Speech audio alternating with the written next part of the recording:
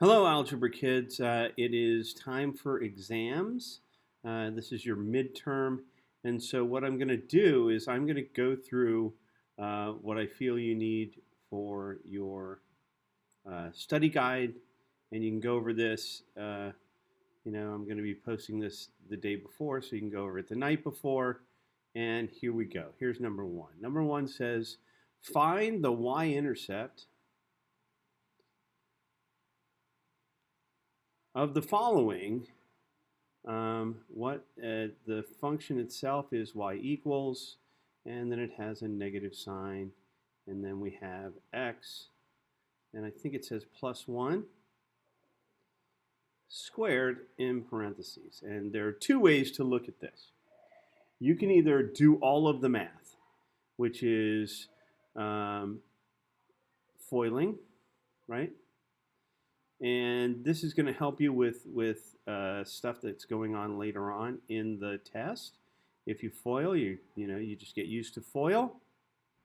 So here we go. We're going to multiply the firsts, because FOIL is firsts, outsides, insides, and lasts. So the firsts that's x times x, so we get x squared.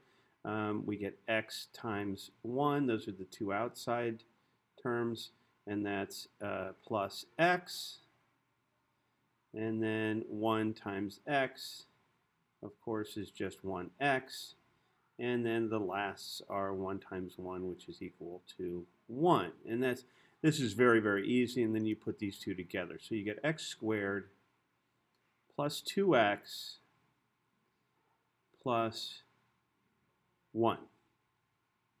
And then it says find the y-intercept. And remember, when we had our equations in slope-intercept form, y equals mx plus b, that b was your y-intercept. It's that thing that doesn't have any x attached to it. It's just that constant that hangs out on the end. It doesn't have a variable attached to it. And the only term here that doesn't have a variable attached to it is the 1, but we have to remember that there was a negative in the very beginning. So please, please, please, after this is all done, after you've done all of this, there's still that negative that we have to take care of. So we multiply each term inside by a negative. So it's negative x squared minus 2x, and minus 1, because we multiplied everything by negative 1, or by that negative. And so the term that doesn't have any x with it is this negative 1. So the y-intercept is negative 1. That's question number 1. All right, and so we're going to move on to question number 2. And let me get rid of this. Here we go. Just for fun, we'll change some color around. What is the axis of symmetry? Oh, we don't like this color at all. Of symmetry. And I'm going to change colors of this function. And I did the work of multiplying it out for you, so you see it just like this. 3x squared minus 36x and minus 66. Right? And when we found our axis of symmetry earlier with these quadratic functions, we said that the axis of symmetry is equal to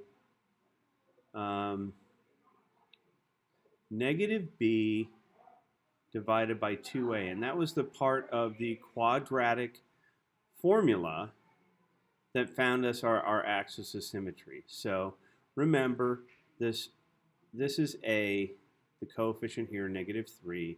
This is b, coefficient of negative 36. And this is c. We don't need c in this problem. We're just using a and b. All right, so to find it, we're going to say negative b, which is negative 36. All right, and we're going to divide by 2 times negative 3. All right, and then we just do the math, and you can do the math. Don't forget, two negatives make a positive. So it's 36 over negative 6, and you can simplify that. I'm going to move on to the next one because I don't have, all day to do this, and it's starting to get noisy outside. So I'm going to try and take care of this as quickly as I can. If I have to do a second video, I will. This third problem says the graph of f of x,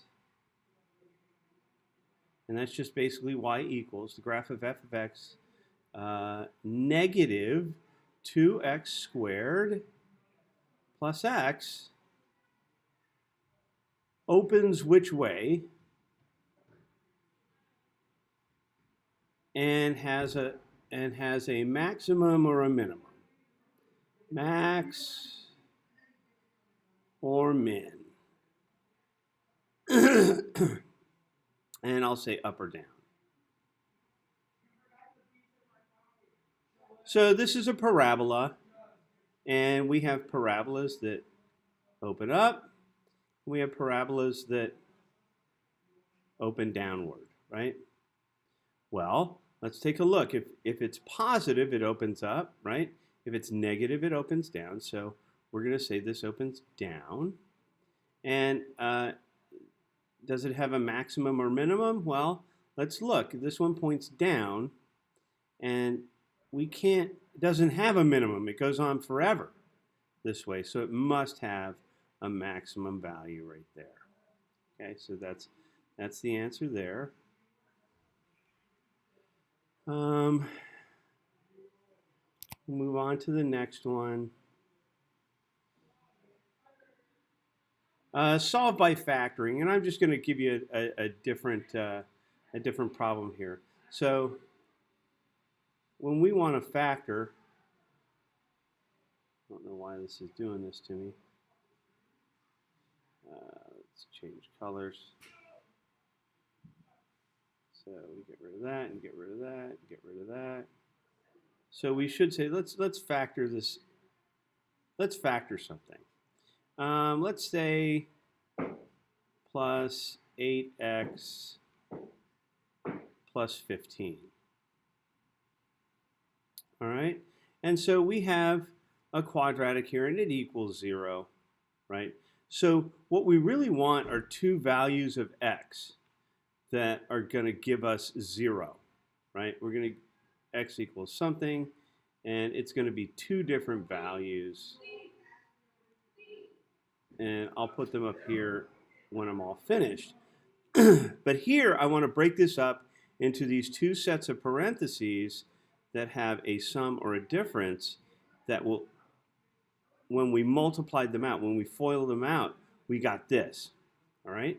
So first and foremost, I know that x times x equals x squared. I also need to know what signs I'm going to put inside these parentheses. And so I look to this one, and this is addition. So they both have to be the same. And then I look to this one, and I see it's addition, so they both have to be addition. If this were subtraction, then I would have to have one of each sign in here. All right? So now I'm looking for factors of 15, two numbers that multiply to 15, who have a sum of 8. Well, there's only 15 and 1, and their sum is 16. But there's also 5 and 3. So if I put 5 and 3 in here, 5 and 3 equal 8. And this is how we do it, right? But I'm not finished. I've gotten to this point, and now I have to solve x plus 5 equals 0, and x plus 3 equals 0. Now this is multiple choice on your test, and you can just think to yourself, hey, what number do I add to 5 to get 0? And you would say it's negative 5. And what number do I add to 3 to get 0? That would be negative 3. So we know it's going to be negative 5 and negative 3.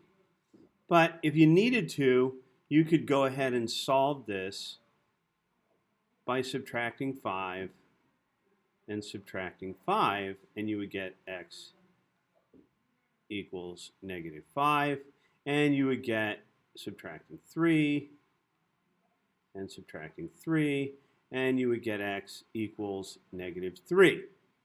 So that's how you do that one, and there's another bit of factoring in there.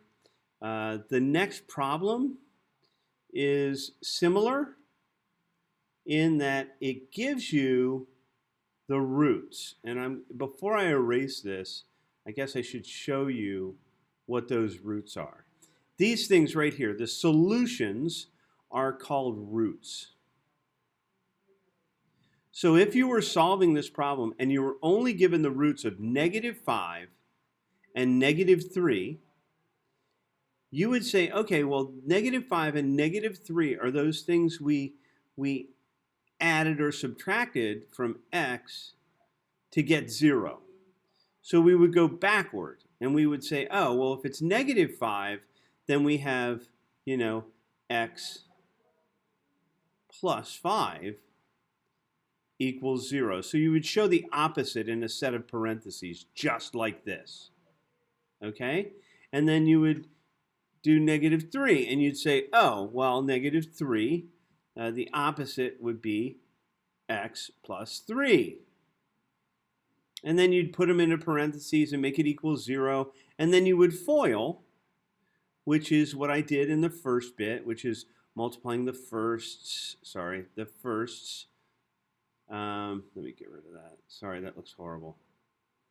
Multiplying the firsts, multiplying the outsides, multiplying the insides, multiplying the lasts. That's how you do it. And then you would come back to this quadratic when you simplified everything. And that's how you do solve by factoring.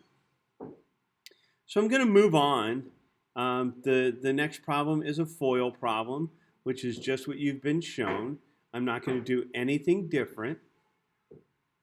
I'm just going to continue with a problem that you haven't seen yet. It says, what is the first step, right? How would you rewrite this equation to use the square root property? And I'm going to use something different than what you see on your test. I'm going to say, okay, we have x squared, let's say minus 6x, let's say plus 9 equals, let's say 81, okay? And so the first step is to look at this side of the equation. We're going to leave this side alone. The first step is to turn this into the two sets of parentheses. But since it's the perfect square, right, since we're going to use the square root property, we're just going to figure out one of them. But I'm going to write both of them out, and then the next step is to write it squared and equaling 81. So we're going to keep the 81 rolling on the right side, and we're going to work on the left side. And we know that to get x squared, we multiply x times x, right? And so the square root of 9 is 3. So I know that the square root of 9 is 3. Well, what sign do we put in here? And that's where we look to the sign in front of the 6x, all right? The sign in front of our second term.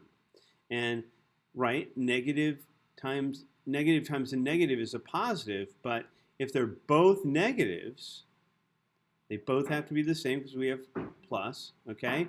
And this is what we get, okay? And this is what it is. So you get to x minus 3 squared equals 81, okay?